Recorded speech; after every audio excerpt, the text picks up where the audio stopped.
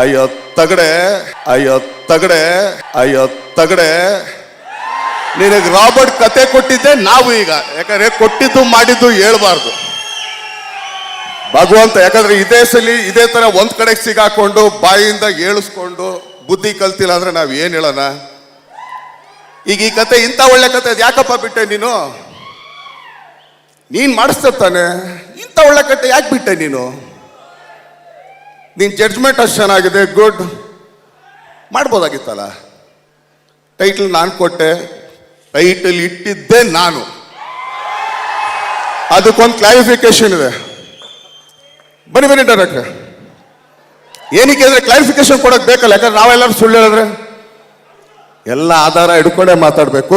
ಟೈಟಲ್ದು ಸ್ವಲ್ಪ ಕತೆ ನೀವು ಹೇಳಿ ಸ್ವಾಮಿ. ಮದಗಜ ಟೈಟ್ಲು ರಾಮಮೂರ್ತಿ ಸರ್ ಹತ್ರ ಇತ್ತು. ಅದು ತಗೊಳ್ಬೇಕಾದ್ರೆ ಕಾಟರೆ ಟೈಟ್ಲನ್ನ ಉಮಾಪತಿ ಸರ್ ಕೊಟ್ಟರು. ಮದಗಜ ಟೈಟ್ಲನ್ನ ಬಾಸ್ ಹೇಳಿದ ತಕ್ಷಣ ನನಗೆ ರಾಮಮೂರ್ತಿ ಸರ್ ಕೊಟ್ಟರು. Thank you Ramamurthy sir. ಯಾಕೆ ಅಂತಂದ್ರೆ ನಮ್ಮ ಹತ್ರ ಬ್ಯಾನರ್ ಇದ್ರೂ ಕೂಡ ಮಾತಾಡೋಣ. ಯಾಕಂದ್ರೆ ಕ್ಲಾರಿಫಿಕೇಶನ್ ಕೊಟ್ರೆ ಕರೆಕ್ಟಾಗಿ ಕೊಡಬೇಕು ಅಂತ. ಆ ಟೈಟ್ಲು ಎಲ್ಲಿ ರಿಜಿಸ್ಟರ್ ಮಾಡ್ಸಕ್ಕೆ ಹೇಳಿದ್ದೀನ ಫಸ್ಟು? ನಮ್ಮ ಬ್ಯಾನರ್ನಲ್ಲಿ ರಿಜಿಸ್ಟರ್ ಮಾಡ್ಸಕ್ಕೆ ಹೇಳಿದ್ರಿ.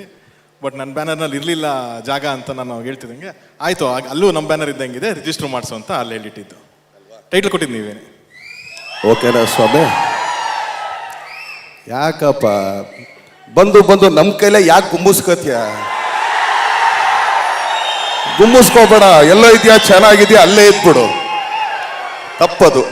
ಸೊ ಆದ್ರಿಂದ ಅದಷ್ಟೇ ನಾನು ಕ್ಲಾರಿಫಿಕೇಶನ್, ಯಾಕಂದ್ರೆ ನಿಮಗೆ ಗೊತ್ತಾಗ್ಲಿ ಅಂತ ಅಷ್ಟೇ, ಏನೇನಿಲ್ಲ. ಇವತ್ತು ಇಲ್ಲಿಗೆ ನಿಂತು ಇದೊಂದು ಜರ್ನಿ, ನಾನೊಬ್ಬನ ಜರ್ನಿ ಅಲ್ಲ. ಪ್ರತಿ ಒಬ್ರು ಇಲ್ಲಿ ಬಂದಿರೋರು ಅಷ್ಟು ಜನ. ಥಿಯೇಟರ್ ಇಲ್ಲ ಅಂತಂದ್ರೆ ನಾವಿಲ್ಲ.